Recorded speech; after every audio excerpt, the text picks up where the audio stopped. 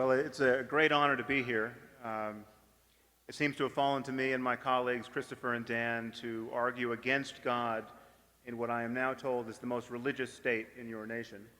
I'm encouraged by the show of hands here. I just want to assure those of you who are religious here that our purpose is not to offend you this morning, but I will nevertheless repay your hospitality by telling you exactly what I think about religion.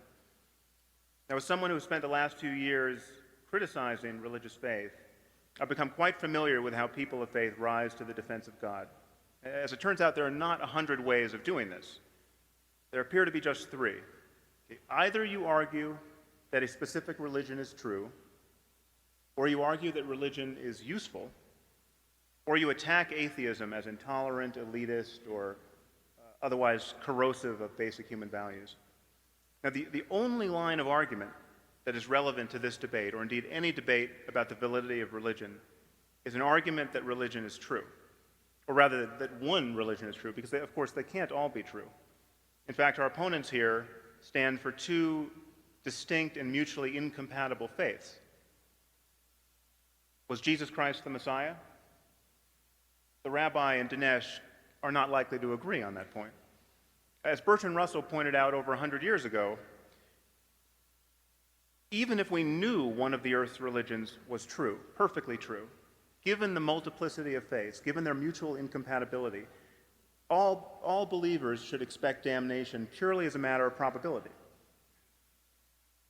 But before I go deeper into this issue of religion's truth, I just want to illustrate how confused a person must be to argue that it is reasonable to believe in God because religion is useful, because it gives life meaning, because it makes people more moral than they otherwise would be, as the rabbi suggested, because it makes people happy, any of the benefits you could imagine of religion.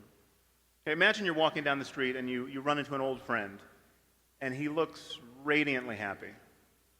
You ask him what's going on in his life, and he tells you that everything changed for him the day he realized that he was destined to marry Angelina Jolie. It might occur to you to ask, why does he believe this? I mean, Angelina Jolie is, after all, one of the most beautiful and famous people on the planet. She's not incidentally married to Brad Pitt. They have something like 27 children at this point. Okay, what if your friend, sensing your skepticism, said, "You clearly don't understand. This belief gives my life meaning. Okay, I now know my purpose in life. It's to be Angelina's husband." What if your friend said that this belief has made me a better person? I'm now incredibly kind to children, anticipating having to raise Angelinas once Brad leaves. Or what if your friend said to you, "You can believe whatever you want, but I wouldn't want to live in a universe where I don't marry Angelina Jolie." Okay, it should be quite clear at this point that your friend has lost his mind. Okay, and it's probably a dangerous person, and yet this is precisely the kind of talk that so often passes for wisdom in religious circles and may attempt to pass for wisdom here. Certainly the morality argument is of that sort. Beliefs are not like clothing. Okay? Comfort and utility and attractiveness cannot be our conscious criteria for adopting them. To believe a proposition, you have to believe that you have good reasons for believing it. And the effect that this belief will have on your life cannot be among those reasons. And this is what it is to be clouded by bias. This is why we have phrases like wishful thinking and self-deception. To really believe that there is a God is also to believe that you stand in some relation to his existence, such that if he didn't exist, you wouldn't believe in him. How does the supposed usefulness of religion fit into this scheme? It doesn't. So let's return to this question of truth. It's very common for people to say there's no conflict between religion and science because they relate to different subject matters. Okay, this is a lie. Religion and science both make claims about the way the world is. They make incompatible claims about the same reality, and they make these claims based on very different standards of evidence and modes of argument. It should be quite clear that there's a conflict, a perfect conflict, between demanding good evidence for what you believe and being satisfied with bad evidence. or no evidence. So religion and science are in conflict because there's no way to disentangle religious and scientific truth claims. The claim that Jesus was born of a virgin, say, it's a central claim to Christianity. It is also a claim about biology. The claim that he rose from the dead and will return to earth is a claim about history. It's a claim about the human survival of death. It's a claim apparently about human flight without the aid of technology. Jews, Christians, and Muslims, while they disagree on many things, all agree that on the day of judgment, every person who has ever lived will be physically resurrected. Just which scientific laws does this violate?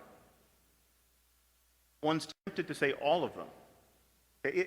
If the basic claims of religion are true, science is so blind to this underlying reality, and the laws of nature are so susceptible to supernatural modification as to render the whole enterprise of science ridiculous. If, on the other hand, the basic claims of religion are false, most of the people on this planet are profoundly confused about the nature of reality and beset by quite irrational hopes and fears. And many people are simply wasting their lives and spreading delusion, often with tragic results. It seems to me no thinking person can be indifferent between the two sides of this dichotomy. Now, it's often imagined that non-believers like myself must be in principle closed to spiritual life. This is not true. You can have a deep spiritual and ethical life without lying to yourself or to your children about the nature of reality, without pretending to know things you do not know. There's nothing that prevents a non-believer from experiencing ecstasy and self-transcending love and rapture and awe. In fact, there's nothing that prevents a non-believer from going into a cave and practicing meditation for a year like a proper mystic. What non-believers don't tend to do is make unjustified and unjustifiable claims about the nature of the cosmos and about the divine origin of certain books on the basis of those experiences. That is a difference worth noticing. So I want to suggest to you that whatever is true about our circumstance, ethically and spiritually, can be discovered now and can be talked about in language compatible with our growing scientific understanding of the world and of the human mind. Whatever discoveries are there to be made about how to maximize human well-being can be talked about in language that is not an outright affront to all that we've come to know in the last 2,000 years. And to subscribe to one of the Iron Age religions, like Christianity, Judaism, and Islam, is to make the tacit claim that that is impossible, that there is, in fact, no way to understand our circumstance using the tools of our modern understanding of the world, that some measure of superstition is necessary, some measure of mythology, that we have to lie just this much. The point is, we can place our confidence only in human conversation. And the question is, do you want to place it in a 21st century conversation where we have all of the world's literature and learning available to us?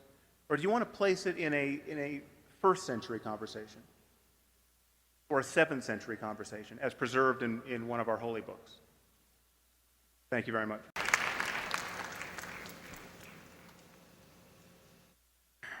Well, as we've begun to see, one of the problems with arguing in defense of God is that the evidence in your favor is either terrible or non-existent. And what we've heard from the other side and from the middle is that science is so complicated and counterintuitive and obviously incomplete that this leaves room for the God of Abraham. Okay, that's basically the argument, that the scientists don't understand everything. We don't understand how the first complex molecules self-assembled. Indeed, we don't. Scientists are the first to admit when they don't know. So the arrogance is very much on the side of those who would put their Iron Age faiths in the place of genuine scientific ignorance. Well, I want to return to this core issue, which is belief, because that really is the issue. Without belief, religion evaporates. Without belief, science evaporates. We're talking about claims and their evidence. We're talking about what you think is true about the nature of the universe. Presumably you don't believe in Zeus. If someone stood here and said Zeus was the greatest scientist, you would not have applauded. Okay, let's talk honestly about what we think is true. The truth is that religion, as we speak of it, Islam, Christianity, Judaism, is based on the claim that God dictates certain books. He doesn't code software, he doesn't produce films, he doesn't score symphonies, he is an author. And this claim has achieved credibility because these books are deemed so profound that they could not possibly have been written by human authors. Please consider for a moment how differently we treat scientific claims and texts and discoveries. Isaac Newton went into isolation for 18 months starting in the year 1665. When he came out of his solitude, he had invented the calculus.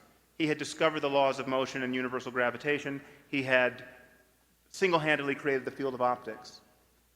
No one thinks that this was anything other than a man's labor.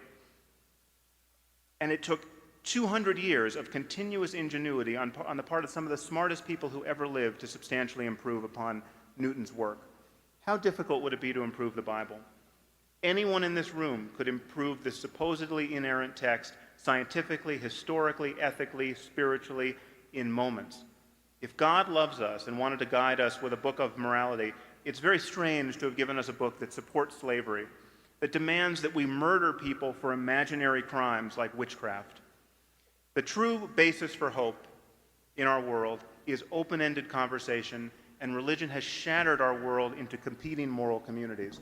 What we have to convince ourselves of is that love and curiosity is enough for us, and intellectual honesty is the guardian of that.